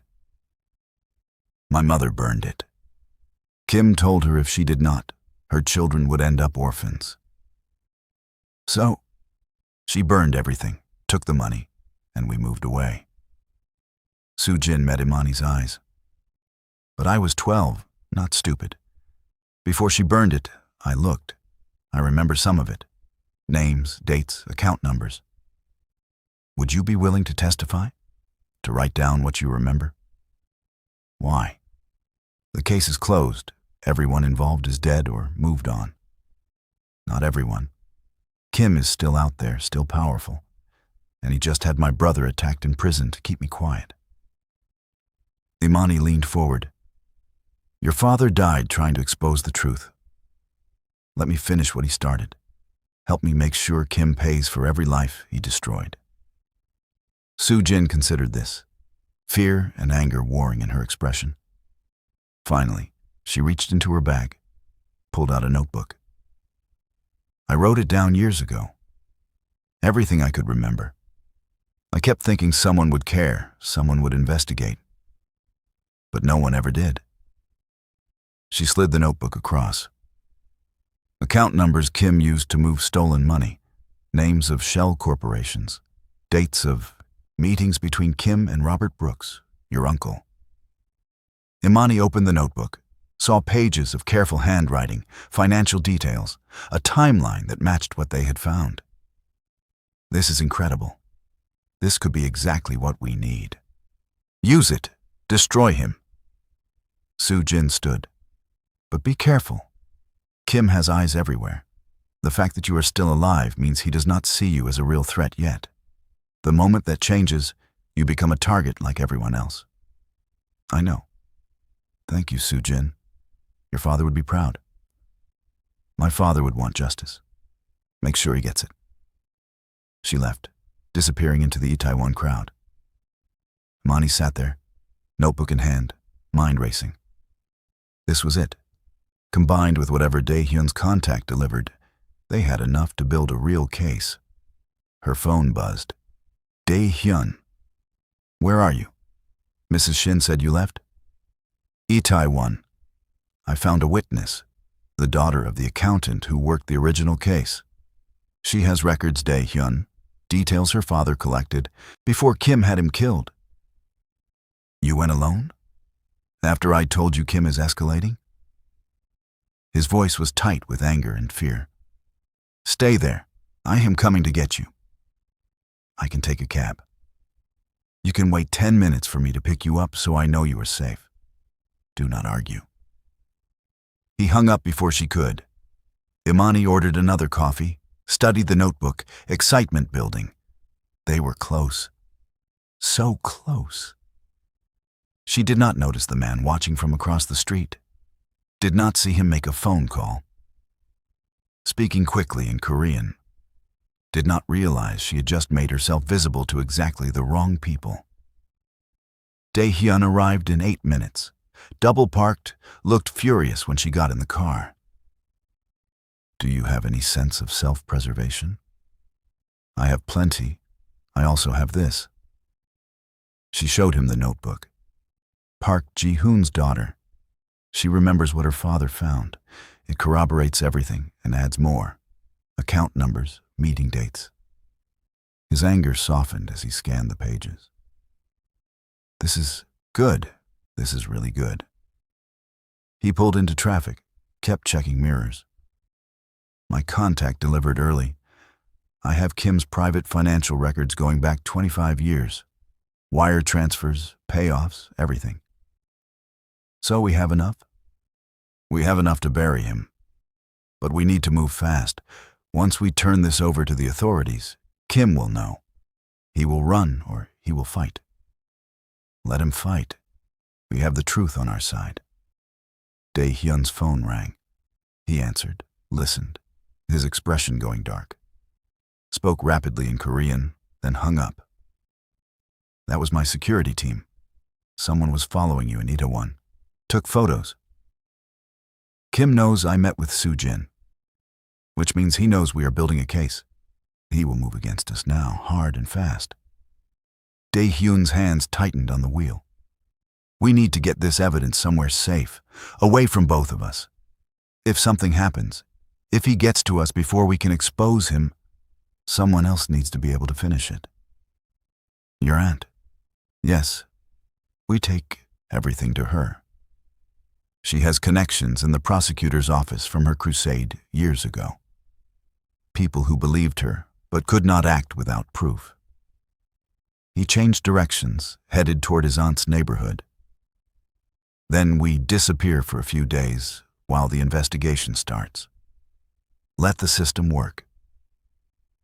I have never been good at hiding. Neither have I. But I am good at keeping people alive, and right now that is the priority. They made it to Min Seo's apartment, a modest place in an old building that smelled like cooking in time. She took one look at their faces and ushered them inside. What happened? Dae-Hyun spread the evidence on her dining table. Files, notebooks, flash drives. 20 years of conspiracy laid out like a map to justice. We have proof. Kim orchestrated everything. The theft, the murders, the cover-up. We need you to take this to Prosecutor General Lim. You said he believed you before. Min Seo picked up the notebook, read through it with shaking hands. Park Ji-hoon. I remember him. Nice man, loved his family. I went to his funeral. Tears filled her eyes. Kim killed all of them. Everyone who knew the truth. Not everyone. We know. And now we are making sure the world knows. Imani pulled out her phone. I am also sending copies to journalists, international press. Even if something happens to us, this gets out. Nothing is going to happen to you, Min Seo said firmly. I will not lose anyone else to that monster. You two are going to stay here in my spare room while I handle this. No arguments. Aunt Min Seo, we cannot put you in danger. I have been in danger for 20 years. At least now I have a reason. She started organizing the evidence with practiced efficiency. I will call Lim tonight. Arrange a meeting for tomorrow morning. Confidential, just us and his most trusted investigators. By tomorrow afternoon, Kim will be arrested. He will run, Dae-Hyun said. Then we make sure he cannot. I have friends at the airport, the ports. Kim is not leaving this country. Min Seo looked at both of them. You did it. You found what I could not. Your parents would be so proud. The words hit harder than expected. Imani felt tears threaten, blinked them back. All of this, the marriage, the investigation, the danger, it was for people who would never see justice done. But at least their names would be cleared. Their children would know the truth. Dae-Hyun's hand found hers under the table, squeezed. Together. They had done this together. Min Seo made dinner, fussed over them like they were children who needed feeding. It was almost normal, almost peaceful. They ate bibimbap and talked about anything except murder and revenge. For a few hours, they were just people sharing a meal. After Min Seo had gone to bed, and they were alone in the small spare room with a bed barely big enough for two, reality set in. Tomorrow changes everything, Imani said quietly. Once this is public, once Kim is arrested, the marriage contract becomes irrelevant. I get what I came for. You get justice for your parents. And then what? Dae-Hyun sat on the edge of the bed, looking suddenly exhausted. We go back to being strangers. You fly home, I stay here. We pretend this never happened? Is that what you want? I want you to have a choice. Real choice, not coerced by contracts or desperation. He looked up at her. When this is over, when your brother is free and Kim is in prison, I want you to decide if you stay or go based on what you actually want, not what you owe me or what the deal was. Imani sat beside him, close enough to feel his warmth. What if I already know what I want? Do you? She thought about the past 2 weeks. The anger, the fear, the slowly growing trust. The way he had kept his promises, even when it cost him. The way he touched her like she was precious. The way he said her name in the dark. I want to see this through, all of it. The trial, the exposure, the watching Kim lose everything. She took his hand. And then I want to see what we are when we are not fighting for our lives. See if this thing between us is real or just adrenaline. And if it is real, then maybe I stay. Maybe we figure out how to be married for real instead of revenge. She smiled. Think you can handle being stuck with me long term? I think I would like to try. He pulled her closer, kissed her softly. Fair warning, I am difficult. I work too much, I have trust issues, and I hold grudges. I am stubborn. I do not follow orders well, and I never give up even when I should. Imani kissed him back. We're going to drive each other crazy. Probably. But at least it will not be boring. They fell asleep tangled together. The evidence that would change everything sitting in the next room, the future uncertain. But finally, theirs to choose. Want to know if they actually take down Kim?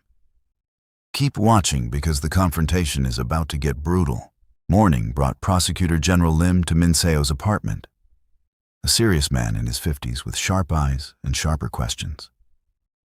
He spent 3 hours going through the evidence, making calls, and verifying details. Finally, he sat back, expression grim. This is enough, more than enough. We can arrest Kim today, freeze his assets, and start a full investigation into everyone connected to the original case. Including my uncle, Imani said. Robert Brooks. He was part of this from the beginning. We will coordinate with American authorities. If he is involved, as these records suggest, he will face charges there. Lim stood. But I need your testimony, both of you. Detailed statements about how you obtained this evidence, what you found, who you spoke to. Whatever you need, Dae-Hyun said. It may get ugly. Kim will claim the evidence was obtained illegally, that you two have personal vendettas. His lawyers will attack your credibility, your marriage, everything. Let them try. Imani's voice was steel. I did not come this far to back down now. Lim smiled slightly. I can see why your parents were friends. They had the same fire. He gathered the evidence carefully. Stay here. I will have officers posted outside for protection. Once we have Kim in custody, I will call. He left with Min Seo, taking 20 years of secrets to finally see daylight. Imani and Dae-Hyun were left alone, waiting. The hardest part of any fight, the moment between action and consequence. We should call your brother, Dae-Hyun said. Let him know it is almost over. Imani dialed the prison, got transferred 3 times before reaching the hospital ward. Marcus's voice was rough, but stronger than she expected. Money, you need to come home. It is not safe there. I am safer here than you are there, but not for much longer. We found proof, Marcus. Real proof. They are arresting the people who framed you today. Silence. Then, disbelieving. Are you serious? Completely. Mr. Chen will file for immediate dismissal of charges. You should be out within a week. She heard him break, sobs of relief echoing through the phone. I thought I was going to die in here. I know. I am sorry it took so long. I am sorry you went through any of this. You saved me. You went to another country, married a stranger, risked everything. His voice steadied. I do not know how to repay that. You do not have to. You are my brother. I would do it again. She glanced at Dae-Hyun. And he is not really a stranger anymore. The husband? You like him? Against all logic and common sense, yes. I think I do. Marcus actually laughed. Mom and Dad would have loved this. Their daughter married to a Korean logistics magnate, taking down corporate criminals together. Very dramatic. They probably would have grounded me for being reckless. Definitely. But they would have been proud too. He paused. Tell your husband thank you. For whatever he did to buy me time. I know it was him. I will. Stay safe, Marcus. Just a little longer. They hung up. Imani felt lighter, like a weight she had carried for months was finally lifting. He sounds strong, Dae-Hyun observed. He is. Stronger than me sometimes. She leaned into his side. Thank you. For everything you did. The transfer delay, the lawyers you sent without telling me. How did you know about the lawyers? Marcus mentioned his legal team suddenly tripled. That costs money he does not have. She smiled. You are not as heartless as you pretend. Do not tell anyone. Bad for my reputation. They waited through the afternoon, watching news on Min Seo's small television, waiting for the story to break. Finally, at 4 o'clock, breaking news. Director Kim Jae-won arrested on charges of fraud, embezzlement, and suspected involvement in multiple deaths. The screen showed him being led from his office in handcuffs, his face a mask of rage. Reporters shouted questions. His lawyers screamed about false accusations and conspiracies. But he was in custody, finally. Dae-Hyun's phone rang immediately. Investors, board members, media. He ignored them all except one. The current chairman of Choi Logistics. Yes, I know about the arrest. Yes, I provided evidence. Kim has been stealing from this company for 20 years. It was my responsibility to expose him. A pause. Emergency board meeting tomorrow. I will be there. He hung up, looking exhausted. They are panicking. Half the board is connected to Kim in some way. This is going to tear the company apart before it gets better. You will rebuild. You are good at that. We will rebuild. If you meant what you said about staying. He turned to her. I am going to need someone I trust watching my back through this. Someone smart enough to spot the next threat before it destroys everything. Are you offering me a job? I am offering you a partnership, in business and everything else. Before she could answer, Min Seo burst through the door, Prosecutor Lim behind her. His expression was troubled. We have a problem. Kim is talking. He says he has evidence that will implicate Dae-Hyun in illegal business practices. Corporate espionage, bribery, fraud. Dae-Hyun's face went carefully blank. What kind of evidence? Documents supposedly showing you authorized illegal activities to take down competitors. If genuine, they would support criminal charges. Lim met his eyes. Kim claims he has been collecting insurance on you for years. He is offering it all in exchange for reduced charges. The flash drive. The leverage Dae-Hyun had given his contact. Somehow, Kim had gotten it and was using it exactly as feared. Those documents are real, Dae-Hyun said quietly. I did those things 5 years ago when I was younger and angrier and thought the ends justified the means. Dae-Hyun, no. Imani grabbed his arm. Do not confess to anything without a lawyer. She is right, Lim Hwa said.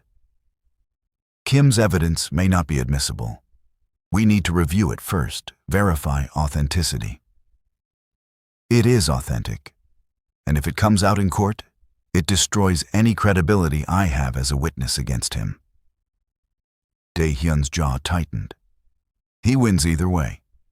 Either the evidence gets suppressed and he claims conspiracy, or it comes out and we both go down.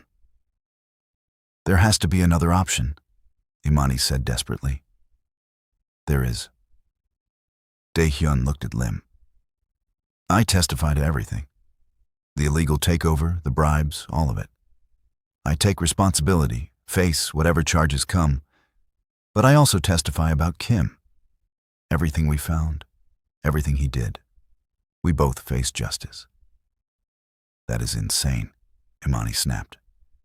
You're talking about prison time for something you did to save your company. I am talking about not letting a murderer walk free because I was too proud to admit my own crimes. He took her hands. This is the right thing. You know it is. She did know. Hated it. But knew. Justice meant everyone facing consequences, even them. Lim considered. If you cooperate fully and show remorse, the charges against you would likely be reduced. White-collar crime, first offense, maybe probation and fines instead of prison time. But your reputation would be destroyed. Your company, your social standing, everything. I have lost more important things. I will survive. Dae-Hyun looked at Imani. But only if I know you understand why I have to do this. I understand. Does not mean I like it. I am not asking you to like it. I am asking you to wait for me. However long it takes, whatever happens, wait for me. Imani pulled him down and kissed him hard. You'd better not go to prison. I did not marry you just to become a prison wife. Then, I guess I better cooperate very well and hope for probation. Lim made calls, arranged for Dae-Hyun to give his statement that night. Min Seo held Imani while they took him away, her own eyes wet. He's like his father, she whispered, too honest for his own good. But that honesty will save him. You will see. Imani wanted to believe her. Spent the night pacing, unable to sleep, imagining worst-case scenarios. What if the prosecutor pushed for prison time? What if the board used this to destroy him?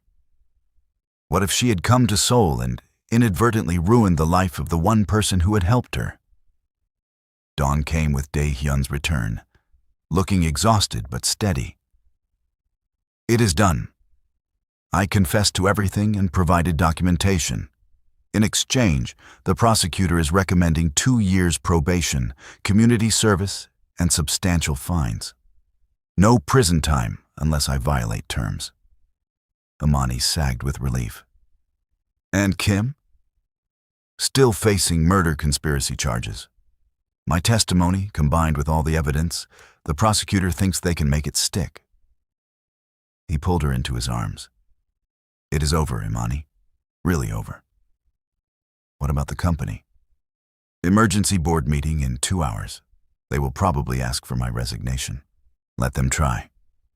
You own controlling shares. They cannot force you out. No, but they can make my life difficult.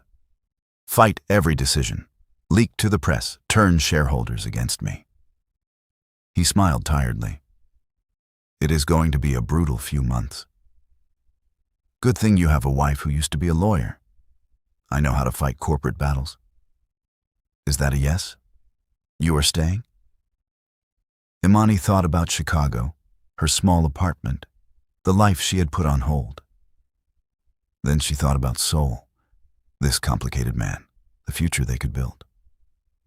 I am staying, not because of the contract, not because I owe you, because I want to see where this goes. She kissed him softly. We started this as enemies. Let us see what we can be as partners. Partners. I like the sound of that. The board meeting was exactly as brutal as expected. Accusations, demands for resignation, threats of shareholder lawsuits.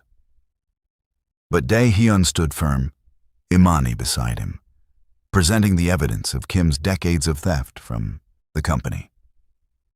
By the end, 3 board members had resigned in disgrace. 2 were under investigation, and Dae-Hyun maintained his position as CEO with a vote of cautious confidence. Not a victory, but not a defeat either. 2 weeks later, Marcus walked out of prison, all charges dismissed. Imani flew home to meet him, held her brother while he cried, both of them finally free of the nightmare. Come to Seoul, she said. Meet Dae-Hyun properly. See what I've been doing.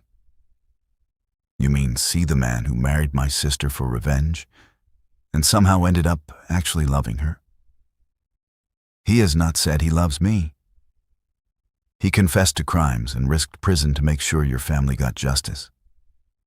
That is love, Mani. Maybe he has not said the words, but he has done the actions. Marcus came to Seoul, wary at first, but warming when Dae-Hyun treated him like family instead of an obligation. They bonded over shared love of basketball and whiskey, over understanding what it meant to be underestimated and having to fight for everything. Robert Brooks was arrested in Chicago, extradited to face charges in Korea. The trial was sensational, international news, the kind of corporate scandal that destroyed legacies. Imani testified, calm and clear, laying out the evidence that proved her parents' innocence and her uncle's guilt. He was sentenced to 20 years. Kim got 30, eligible for parole in 20. Both men broken, and both empires collapsed. Justice, finally. 6 months after the wedding that was supposed to be revenge, Imani and Dae-Hyun stood in the same courthouse where they had registered their marriage. But this time, Min Seo was there. Marcus, Mrs. Shin, friends and chosen family. We are already legally married, Imani said, adjusting Dae-Hyun's tie. This is just ceremony. This is making it real, choosing each other without contracts or coercion. He took her hands. I want to marry you the right way, with witnesses and promises and a future we both actually want. You are such a romantic under all that ice. Only for you. Everyone else still gets the ice.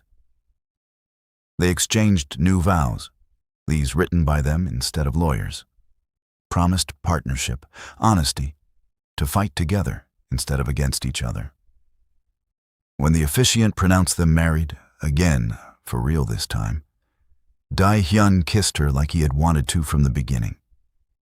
Not revenge, not performance. Just love, hard won and harder kept, but worth every battle.